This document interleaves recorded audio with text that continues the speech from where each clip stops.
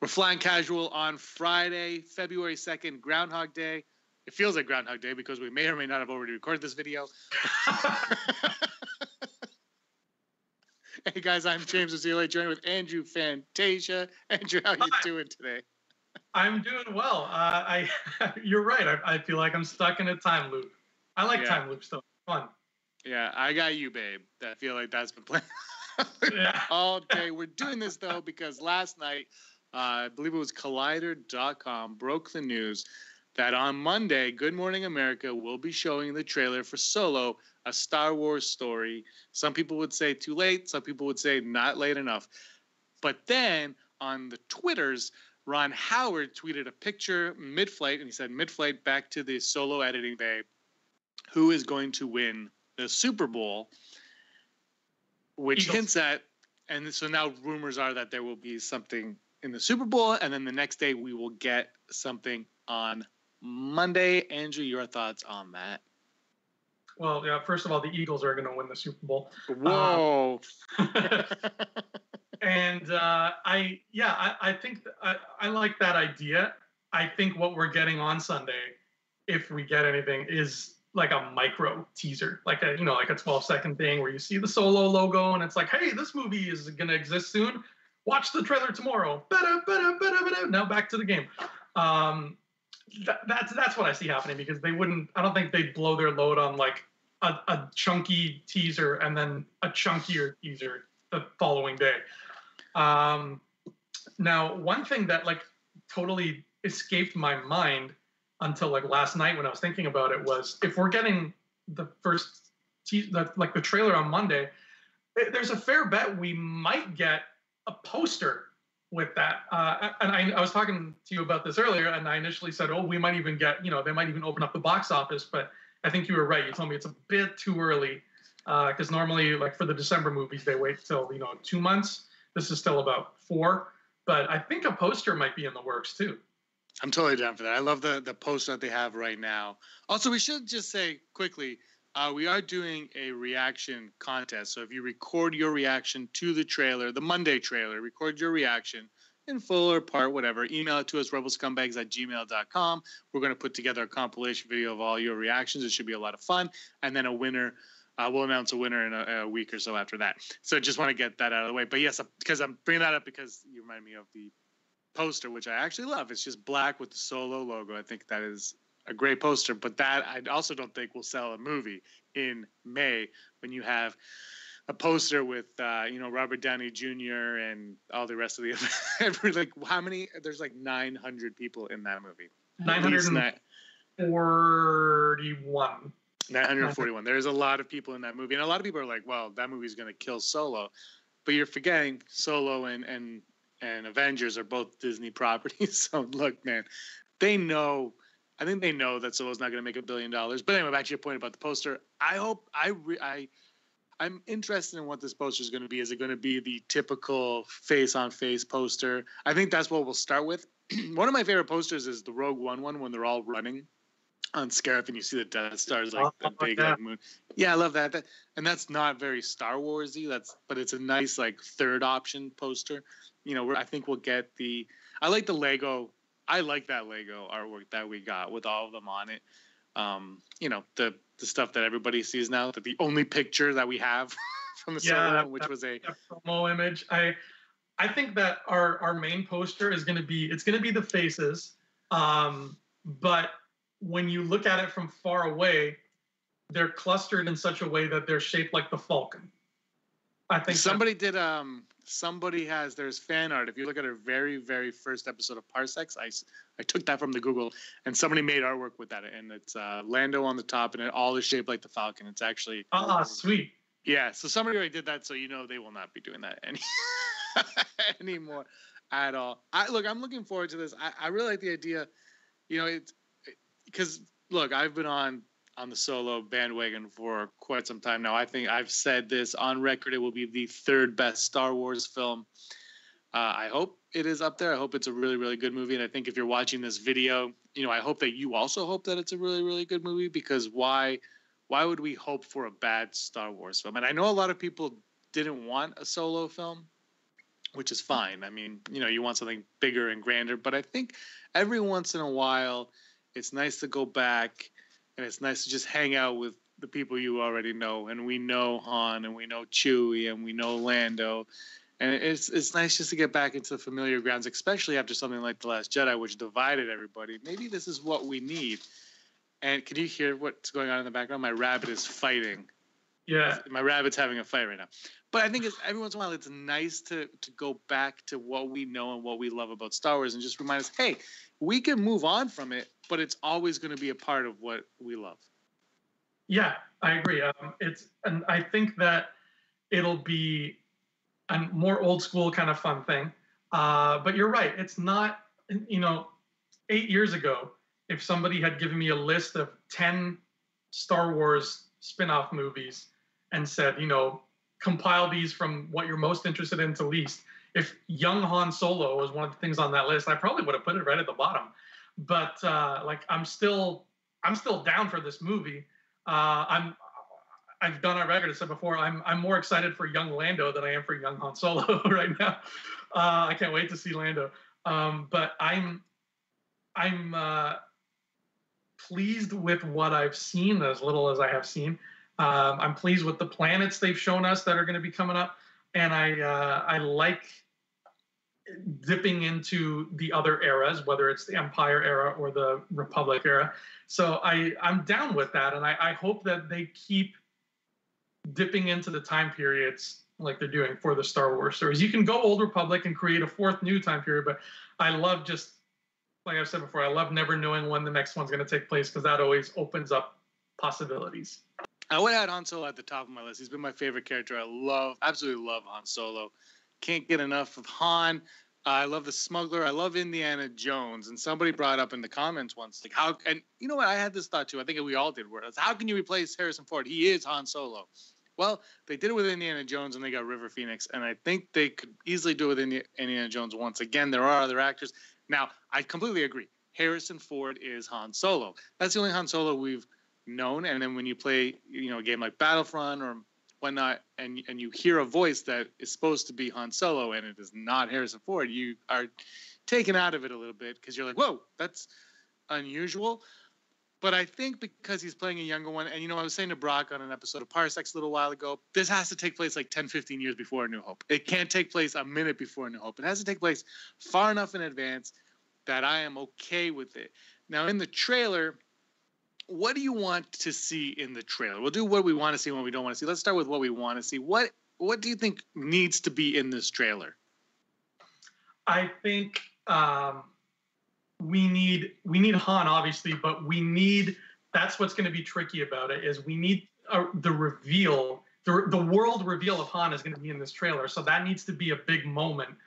Like almost as big a moment as it would be in the movie. Like you need some kind of, whether it's just like panning over, like, what do you think, Cadet Solo? And they pan over and, he spins around and he's like, let me tell you what I think. But like something that's like, oh my God, that was awesome. And that was just a trailer. It needs to introduce him again. And I think like I said, that's a tall order. I don't envy whoever's got to put that together. I keep thinking back to like the first trailer we ever got for like Phantom Menace, and like thinking of how they introduced Obi-Wan, but it was different. Those trailers, they were kind of older style trailers. They didn't. Yeah, and I don't think recasting Obi-Wan is the same as Han, because you're going from old Ben Kenobi to Obi-Wan Kenobi. I think it's easier to see past Alec Guinness and into Ewan McGregor. Mm-hmm. Do you know what I mean? Like, I just think that even though the time, I think it's like the same amount of time in between almost, I think it's easier. It was easier. I remember when they announced it, though, I was kind of like, oh, you can't. I didn't like the idea of recasting, but, you have to, obviously. Obviously. I think maybe a better example, and this is still not, like, spot on, but it's, like, closer, is how they introduced Spider-Man in the Civil War trailer. Because we've had two Spider-Men, and a lot of people love both versions of those Spider-Men. So that moment was the big moment in the trailer. And I think if this trailer has that big moment, it's got to be that. It's got to be that sort of, let me tell you what I think. And once we have that, if the trailer can sell us, then the movie will have an easier job of it. I'm actually kind of on the mindset that maybe they just ignore all that. They're just like, look how much fun this movie is going to be. True. Don't worry about it. And they just kind of do it. And then, because, like, if they sell it like, this is young Han Solo, then people will be like, that's not Harrison Ford. But if they sell it as, here's a freaking fun movie, look, the Falcon is new and hip and cool. And how cool it would be is if we get a clip in the trailer or the movie, whatever, and Han sees the Falcon, because we know the Falcon looks different in this, and it's clean. It's got the blue paint, and it's like, it's got a muzzle on it, and it's awesome. And what if Han sees it and goes, wow, that's a beautiful ship. And then it's his modifications on it that make people go, that's a hunk of junk. Yeah. Yeah, everything comes from his tinkering. And but that's why he takes it so personally, because he's the one that made it look like that.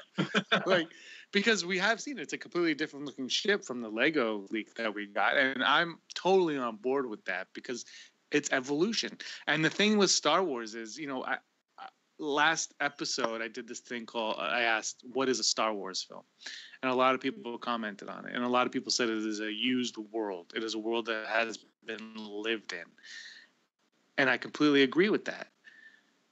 But the prequels are not lived in. And I think that's what a lot of people are like, I don't like the prequels because of that. But at the same time, you have to look at it and you have to say, it's because of the prequels, because of the Emperor, that the world is what it is by the time we get to it in the original trilogy. So when we first get the Falcon, it'll be closer to the rise of the Empire. So the Falcon almost needs to be lived in more for it to have the effect that it has in the original trilogy. Yeah, and also, like, lest we forget, in the originals, 99% of the time we spent it on third world planets where barely anybody lived. So yeah, everything was going to look secondhand, third hand, everything was going to look dented and rusted and stuff. When we get to, like, where the culture of the galaxy is stronger, someplace like Bespin, like Cloud City, it looks cleaner. And that sort of matches up with what we got in the prequels. Like, it's if you go to, like, Trump Tower in Manhattan, it's going to look nice and shiny and beautiful, even though it's a tower that's been around for a long ass time. As opposed to if you go to, like, a gulag in, like, the Nepal somewhere, it's gonna look old and used and faded, because that's just that's how it works. And the original trilogy, we spent pretty much all of our time in those little gulags, and now we are, in the prequels, we were in Manhattan for most of it. So now I think Solo will kind of bounce around from both of those, because we're getting Corellia, which is a core world, so it is wealthy and it will be city-like. But then, he's going to hop around and do some scoundrelly things, I would imagine, and that's going to take him to less desirable places. So I think we're going to get that nice happy medium. I think this will feel the most like a mix between the prequels and the originals. Ooh, that's disastrous. I'm looking forward to that. That's what I love about Star Wars, is there are different eras in it. Like you said, the Old Republic is another era that they can play in. Sorry, I'm listening to you there. I thought you were cutting out. I agree with you. I think Solo has the potential to live in both eras. I think they'll stay away from the prequels as much as possible, but the Falcon will feel like a prequel ship. It has the painting, the markings of a prequel ship, and I love that they have that respect for it. What really excites me the most about this movie as a whole, and we'll get into the trailer again in 1 second, it's just, I said this in a bunch of videos, it's just Kasdan's love for the character, his understanding of the character. When you read, when you look, while they were making The Force Awakens, every report you saw was that Kasdan would fight with Abrams about how Han Solo was treated. It's mostly about Han Solo. He understands Han Solo. George Lucas created Han Solo. Kasdan evolved him and really fleshed him out and made him the Han Solo that you don't, but I love today. He didn't write, I know, but he wrote the rest of Han Solo. Nobody's perfect, which is now for the trailer. What is there something that you do not want to see in the trailer? I don't want to see anything like, I don't want to see anything like Vader. Uh, Anything that's just like, look, it's still Star Wars. It's still the originals that you remember. Because like, we know at this point, we're not babies. We understand this part of the same universe. A stormtrooper maybe is fine. I'm sure we'll see some like, Imperial officers or something like that. But I don't want to see. I don't even want to see like. I don't even want to see it start with clips of Harrison Ford and be like, no, before the Empire struck back, before the new, like I don't need that. We know.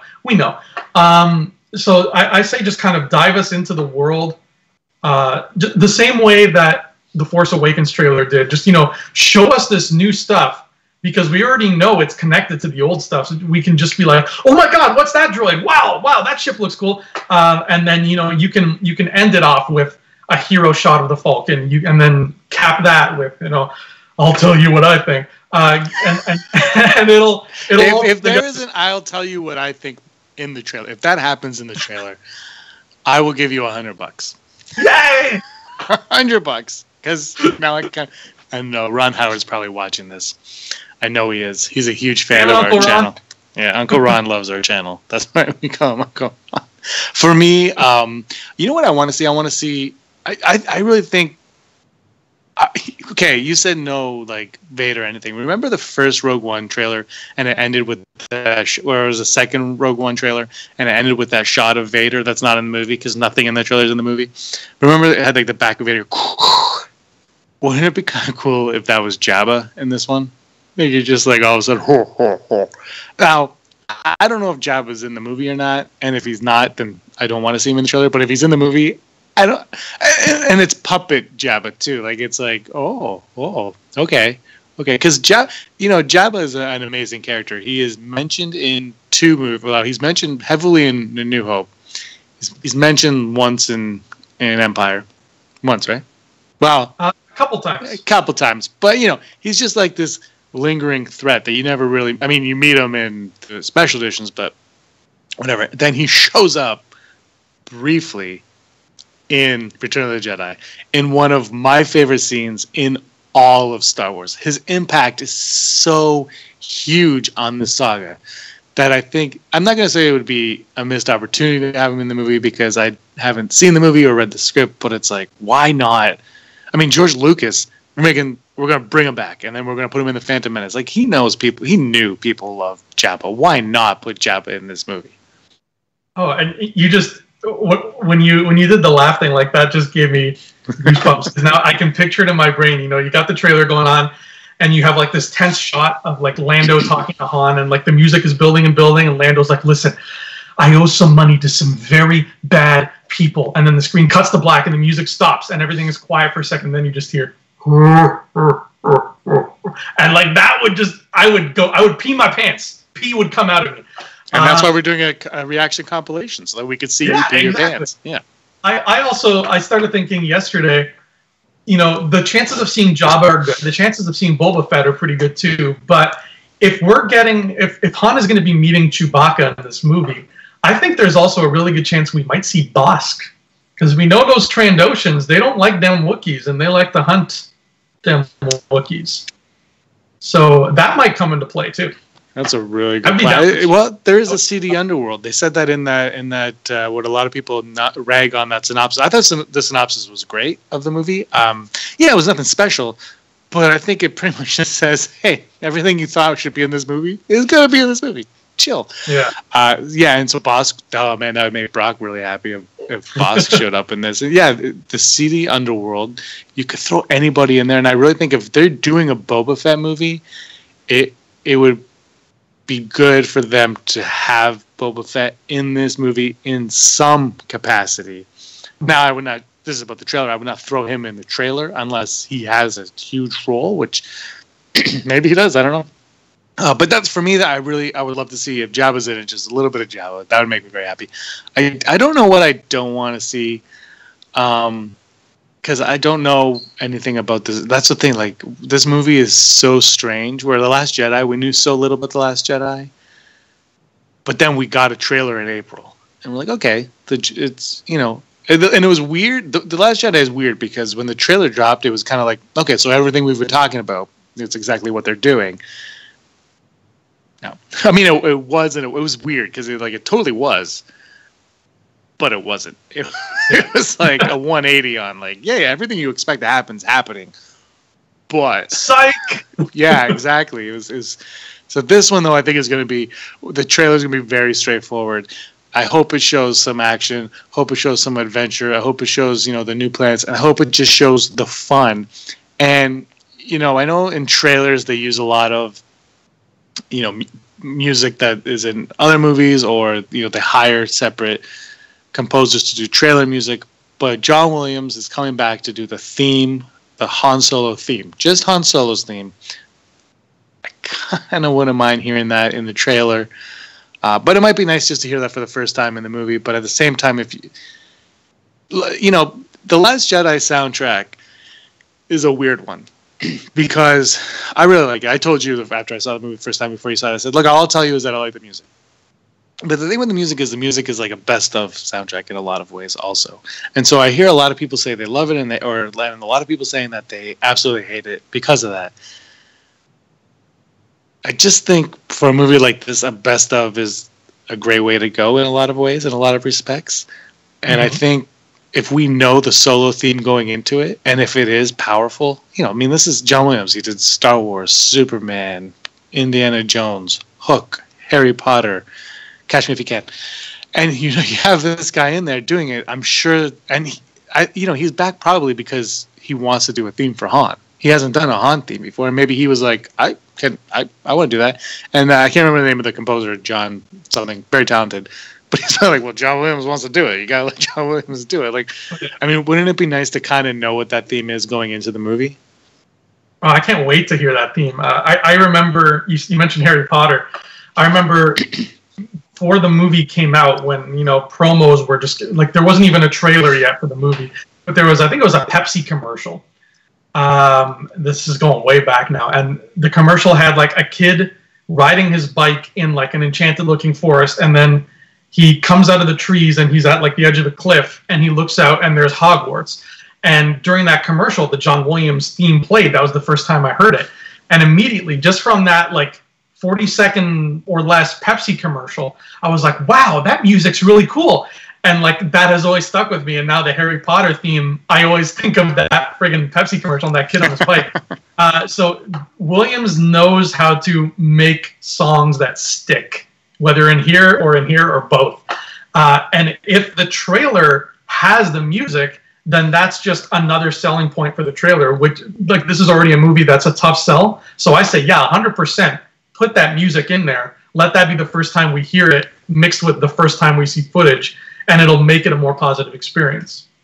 Yeah, look, everything I say about this movie is like you or Brock talking about The Last Jedi. I'm so biased right now because I think it's going to be really good. I think it's going to be, like I said, this story is going to be fun. I really think it's going to be fun. I can't see Ron Howard doing this movie if he didn't think there was a movie there to do. And I think Lord and Miller, God bless them, I think they were fired correctly. I have no reason. I just think, look, their movie might have been a good movie, but it might not have been a Star Wars movie, and I think that is important to remember. And look, I can already see the comments, but The Last Jedi, blah, blah, that's fine. But I think it's important to remember when you're living in the Star Wars world, to it has to be a Star Wars movie. Whereas, see, Marvel, I think, is different, and even Edgar Wright got or quit or whatever over Ant-Man. And that still ended up being far from Marvel, but they all have to live in their world for them to progress. It's just, they have worlds and you have to live in the worlds, and there are rules to those worlds. And whether the rule is stick to the script or the rule is, mention Captain America, there is a rule and you've got to obey those rules. That's how it is. Andrew, over under Han Solo speaking more than 3 lines of dialogue in the trailer. More than 3? Wait, what's the number? Over under what? Oh, 3 lines. 3 lines. This is Monday's trailer, not the Super Bowl. Huh? Yeah.